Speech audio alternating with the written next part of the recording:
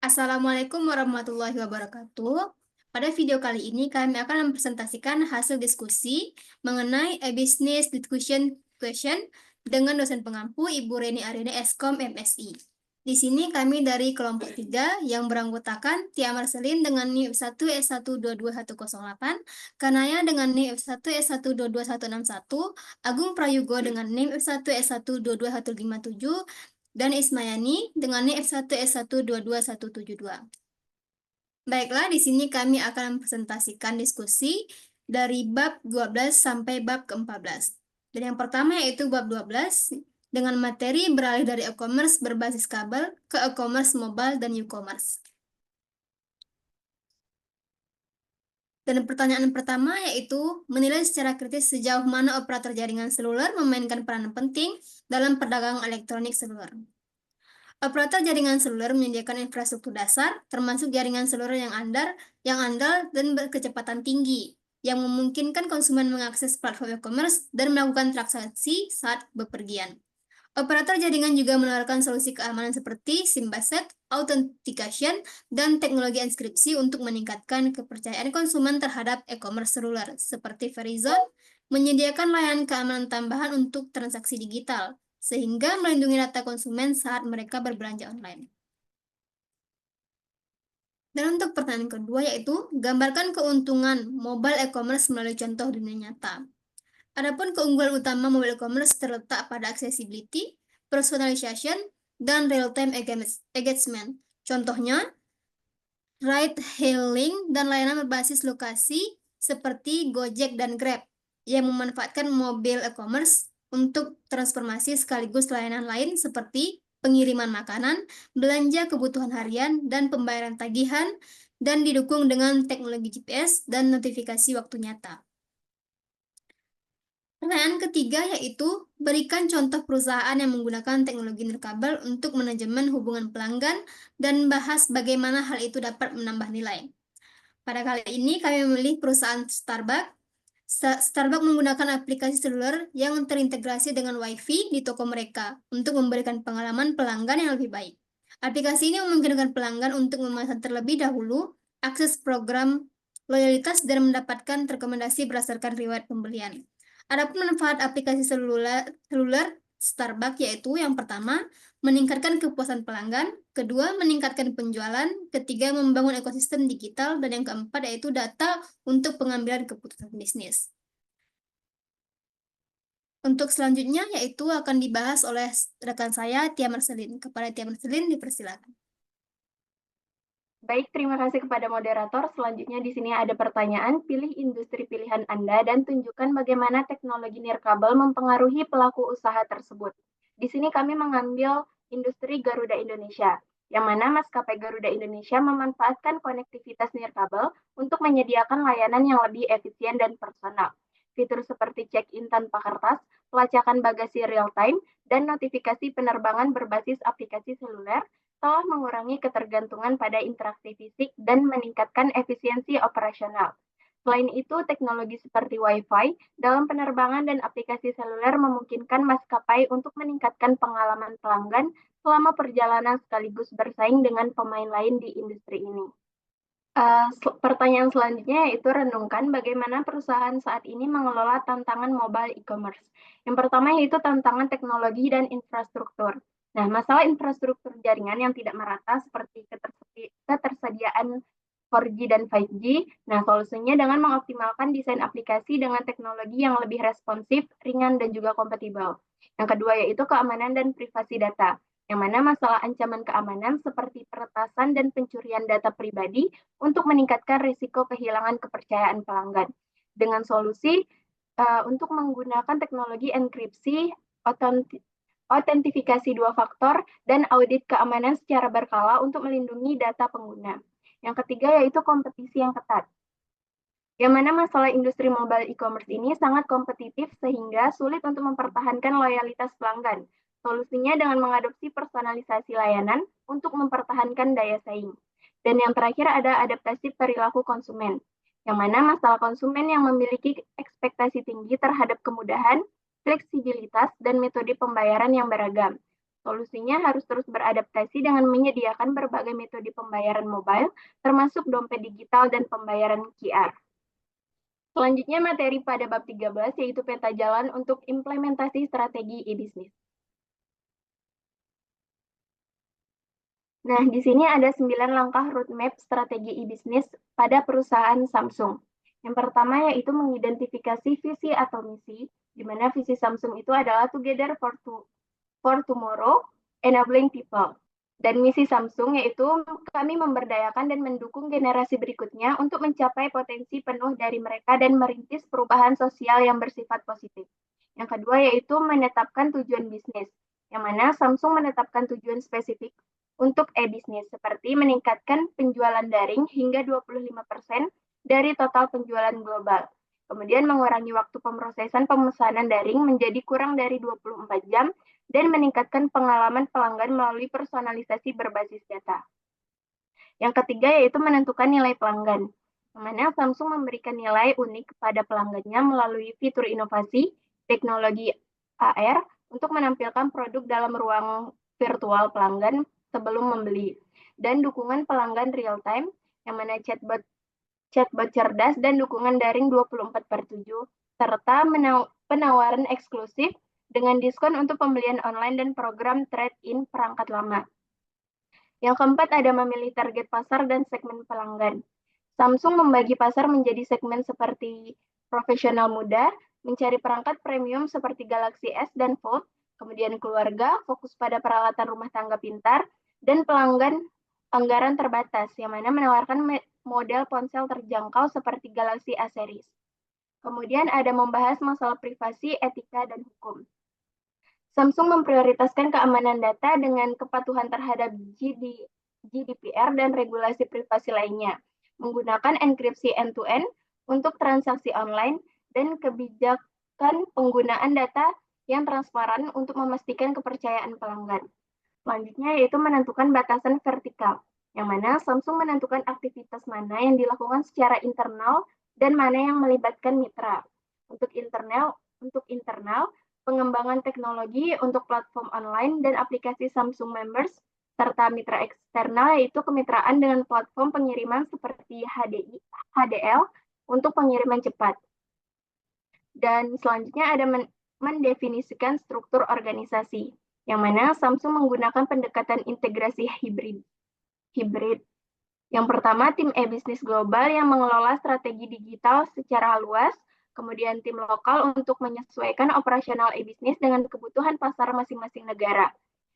Lanjut, yaitu membentuk model biaya dan pendapatan, yang mana yang pertama biaya yaitu investasi besar dalam infrastruktur cloud dan teknologi personalisasi daring, kemudian pendapatan, penjualan produk langsung melalui Samsung.com, berlangganan untuk layanan tambahan seperti Samsung Care Plus.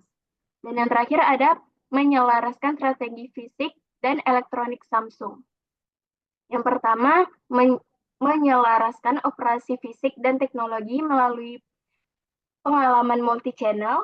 Pelanggan dapat memesan online dan mengambil produk di toko, penawaran khusus online seperti peluncuran eksklusif daring untuk produk terbaru, dan integrasi data dari toko fisik dan online digabungkan untuk memahami pelanggan lebih baik.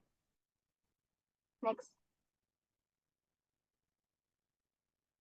Selanjutnya ada tantangan yang dihadapi perusahaan tradisional ketika beralih dari brick atau offline ke klik atau online. Yang pertama ada resistensi terhadap perubahan internal. Karyawan dan manajemen seringkali enggan beradaptasi dengan teknologi baru, terutama karena kurangnya keterangan digital dan ketakutan akan perubahan. Yang kedua ada biaya implementasi yang tinggi. Investasi besar dibutuhkan untuk mengembangkan platform, infrastruktur teknologi, dan pelatihan, dengan hasil yang seringkali tidak langsung terlibat. Yang ketiga ada konflik saluran atau channel konflik. Persaingan antar toko fisik dan platform daring dapat memicu kanibalisasi pelanggan dan ketegangan di dalam organisasi. Yang keempat ada resiko keamanan dan privasi.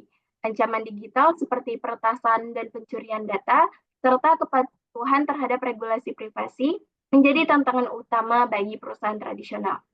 Kemudian ada kompetisi digital yang ketat, di mana perusahaan teknologi harus bersaing dengan pemain e-commerce besar yang sudah mapan dan memiliki keunggulan teknologi. Dan yang terakhir ada kesulitan membangun pengalaman pelanggan online. Di sini menciptakan pengalaman belanja online yang intuitif dan menarik, menjadi tantangan besar untuk menarik dan mempertahankan pelanggan. Oke, selanjutnya saya kembalikan ke moderator. Baiklah, untuk pembahasan selanjutnya akan disampaikan oleh rekan saya, Kanaya. Kepada Kanaya dipersilakan. Baik, terima kasih moderator. Selanjutnya di sini ada menilai secara kritis 3 strategi penerapan harga umum untuk barang yang dijual secara daring yang diuraikan dalam bagian 13.9. Terkait dengan penerapan harga untuk barang yang dijual secara online, ada 3 strategi penerapan harga yang luas yang dapat dipertimbangkan, yaitu pertama, penetapan harga dinamis, menyesuaikan harga secara real-time berdasarkan permintaan, persediaan, dan faktor lainnya. Kedua, ada penetapan harga penetrasi, menetapkan harga awal yang rendah untuk menarik pelanggan dan membangun pangsa pasar. Yang ketiga ada penetapan harga premium, menempatkan harga yang lebih tinggi untuk menciptakan persepsi nilai premium pada produk. Masing-masing strategi ini memiliki kekuatan dan kelemahannya sendiri, dan perusahaan perlu mempertimbangkan faktor-faktor seperti segmen target, pesaingan, dan tujuan bisnisnya saat memilih strategi penetapan harga yang sesuai. Selanjutnya di sini ada aktivitas e-bisnis untuk kontrakan dan rumusan melalui 9 langkah peta jalan strategi e-bisnis. Yang pertama ada visi dan misi. Visi dari bisnis kontrakan ini adalah menjadi platform unggulan yang mempermudah orang menemukan kontrakan yang nyaman dan terjangkau bagi semua kalangan. Misinya adalah membantu pemilik kontrakan dan penyewa terhubung melalui platform digital yang aman, transparan, dan mudah digunakan sehingga proses pencarian dan penyewaan menjadi lebih praktis dan efisien. Selanjutnya ada tujuan bisnis. Tujuan utama bisnis ini adalah menjangkau 10.000 pengguna aktif di tahun pertama peluncuran, menyediakan akses ke 5.000 properti kontrakan di berbagai kota, dan menghasilkan pendapatan bulanan sebesar 50 juta dari iklan premium serta biaya layanan yang ditawarkan melalui platform. Selanjutnya ada nilai pelanggan. Platform ini memberikan nilai tambahan kepada pengguna dengan menyediakan informasi properti yang lengkap dan akurat, termasuk foto, lokasi, dan fasilitas. Selain itu, fitur booking online mempermudah calon penyewa untuk melakukan reservasi, sementara sistem pembayaran aman memberikan rasa percaya bagi pengguna. Selanjutnya ada target pasar. Target pasar utama bisnis ini adalah pemilik kontrakan yang ingin menyewakan properti mereka dengan mudah dan cepat, serta penyewa seperti mahasiswa, pekerja muda, dan keluarga kecil yang mencari tempat tinggal sementara dengan proses penyewaan yang praktis. Selanjutnya, privasi, etika, dan hukum. Platform ini berkomitmen untuk melindungi privasi pengguna dengan teknologi enkripsi data. Selain itu, platform akan memantau regulasi terkait persewaan properti dan memastikan transparansi biaya tanpa tambahan tersembunyi, guna menjaga kepercayaan pengguna. Selanjutnya ada batasan vertikal. Sebagian besar aktivitas dilakukan secara internal, seperti pengelolaan platform, layanan pelanggan, dan pemasaran. Sementara itu, kerjasama eksternal dilakukan dengan penyedia jasa fotografi untuk dokumentasi properti dan mitra logistik untuk mendukung kebutuhan pindahan pengguna. Selanjutnya ada struktur organisasi.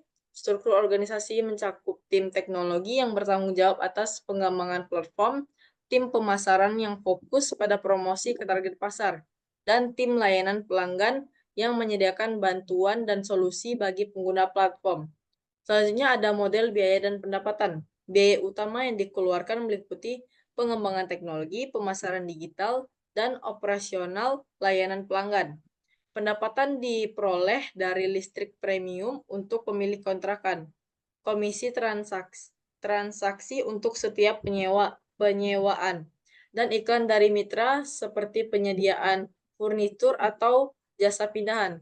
Terakhir, penyelarasan fisik dan elektronik. Platform ini mengintegrasikan data dari tim lapangan, yang memverifikasi properti untuk memastikan akurasi informasi. Selain itu, fitur seperti fitur tour memungkinkan calon penyewa melihat properti secara online, memberikan pengalaman yang nyaman sebelum melakukan reservasi.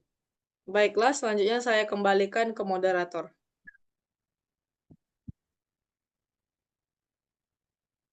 Baiklah, untuk pembahasan selanjutnya akan disampaikan oleh rekan saya, Agung Prayogo. Kepada Agung Prayogo, dipersilakan. Oke, terima kasih moderator atas kesempatannya. Di sini saya akan membahas tentang bab 14, membangun kompetensi e-bisnis melalui konsep dan kasus. Untuk pertanyaan pertama, di mana Anda memposisikan diri Anda dalam matriks dalam kutip katalis untuk perubahan? Di sini saya menempatkan diri di posisi efficient performer karena saya merasa memiliki kemampuan analisis yang kuat dalam memecahkan masalah menjadi bagian-bagian kecil, menganalisis data, dan menemukan solusi berdasarkan logika yang sistematis. Saya juga mampu melihat gambaran besar sekaligus menyusun langkah-langkah yang terstruktur untuk mencapai tujuan yang jelas. Namun, saya menyadari bahwa kreativitas saya masih perlu untuk ditingkatkan. Gunanya untuk menghasilkan ide-ide baru yang inovatif dan relevan dengan kebutuhan masa kini. Saya juga cenderung fokus pada proses analisis yang mendalam, tetapi terkadang kurang eksploratif dalam mencari pendekatan yang tidak konvensional. Untuk menjadi katalis for change, saya perlu melatih kemampuan berpikir yang lateral dan memperluas wawasan dengan mempelajari praktik-praktik inovatif dari berbagai bidang. Selain itu, saya juga perlu lebih berani dalam mengambil resiko dan mengeksplorasi solusi kreatif. Meskipun belum teruji secara langsung, dengan mengembangkan keseimbangan antara kreativitas dan kemampuan analitis, saya yakin dapat menciptakan strategi yang tidak hanya efektif, tetapi juga memberikan dampak besar bagi suatu organisasi. Pertanyaan kedua, diskusikan penilaian Anda di atas dengan rekan-rekan Anda. Berdasarkan masukan mereka, di area mana Anda ingin meningkatkan kemampuan Anda secara khusus. Oke, setelah mendiskusikan penilaian saya dengan rekan-rekan saya, mereka memberikan masukan bahwa kemampuan saya dalam proses analisis itu sudah cukup baik, terutama dalam memecahkan masalah-masalah kompleks menjadi bagian-bagian kecil yang dapat dikelola. Namun, mereka mencatat bahwa saya perlu meningkatkan kreativitas untuk menghasilkan ide-ide baru yang lebih inovatif serta relevan.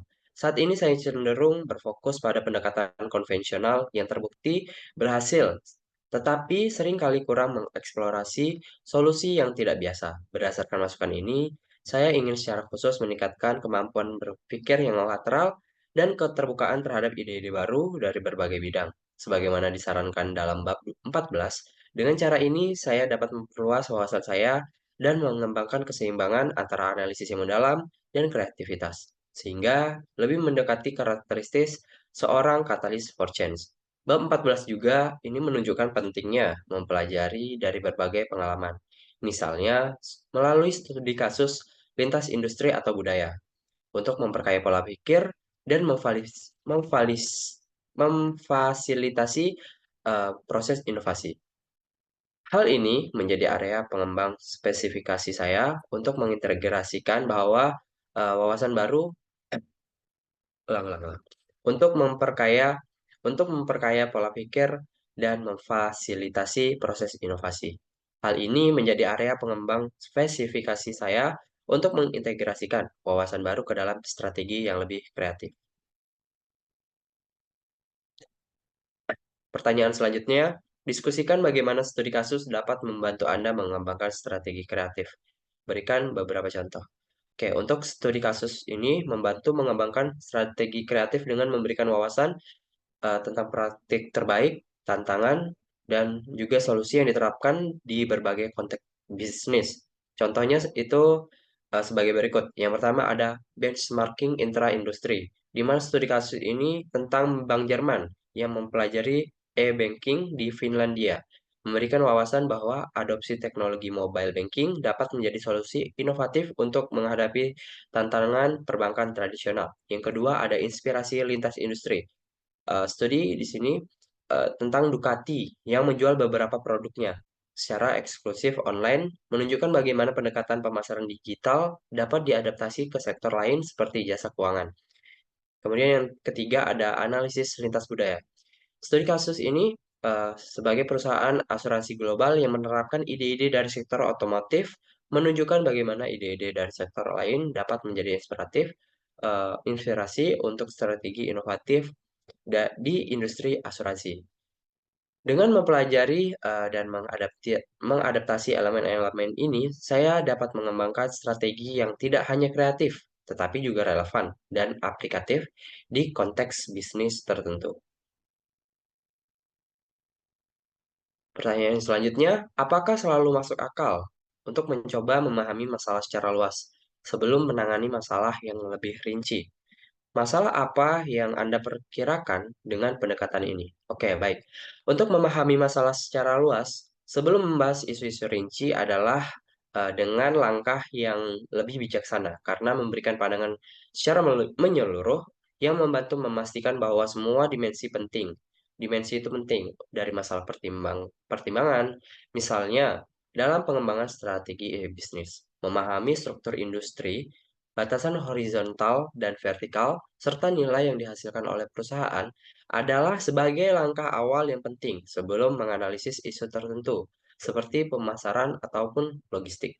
Namun, pendekatan ini memiliki tantangan sebagai berikut. Yang pertama, konsumsi waktu dan sumber daya, di mana melakukan analisis secara menyeluruh itu membutuhkan waktu yang cukup lama, terutama jika tidak ada batasan yang jelas tentang elemen di mana yang paling relevan.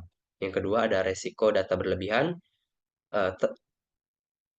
Terlalu banyaknya data yang dikumpulkan tanpa fokus dapat menyebabkan kebingungan dan memperlambat proses pengambilan keputusan. Dan yang ketiga, kemungkinan kehilangan fokus pada detail penting dalam upaya memahami gambaran besar, ada risiko mengabaikan isu-isu kecil, tetapi kritis yang dapat mempengaruhi hasil akhirnya. Maka, oleh karena itu, penting untuk menyeimbangkan pendekatan ini dengan kemampuan untuk fokus pada elemen yang paling relevan sesuai dengan tujuan strategis. Kemudian untuk pertanyaan yang terakhir, bagaimana Anda dapat meningkatkan kedalaman analisis melalui konsep dan kerangka kerja yang disajikan dalam buku ini?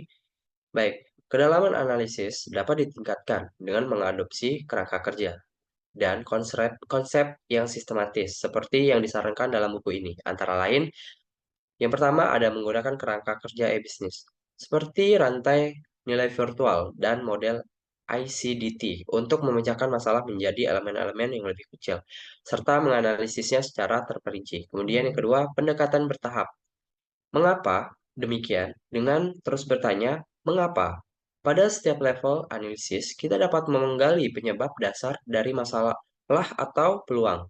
Misalnya, dalam analisis pasar lelang online, bertanya, mengapa eBay begitu sukses? Dapat mengungkapkan pentingnya efek jaringan dan hambatan masuk yang tinggi. Kemudian yang ketiga, mengintegrasikan konsep ekonomi dasar. Konsep seperti skala ekonomi, biaya transaksi, dan penciptaan nilai ini membantu untuk memahami faktor-faktor kunci yang mempengaruhi hasil strategi. Kemudian yang terakhir, menyeimbangkan antara intuisi dan analisis. Intuisi ini memberikan arahan awal, sementara kerangka kerja memberikan struktur untuk menguji ide-ide tersebut. Dengan cara ini, ide kreatif dapat diuji secara sistematis untuk menentukan kelayakannya. Melalui pendekatan ini, analisis yang dilakukan tidak hanya mencakup aspek permukaan, tetapi juga masuk ke dalam penyebab dan hubungan mendalam yang mempengaruhi keberhasilan sebuah strategi. Baik, saya kembalikan ke moderator. Demikianlah hasil presentasi kami mengenai discussion question dari mata kuliah e-business. Kami dari kelompok 3, mohon maaf apabila ada salah penyampaian dan juga kata. Semoga dengan adanya presentasi ini dapat memberikan dan menambah wawasan bagi teman-teman maupun penonton lainnya. Saya akhiri, Assalamualaikum warahmatullahi wabarakatuh.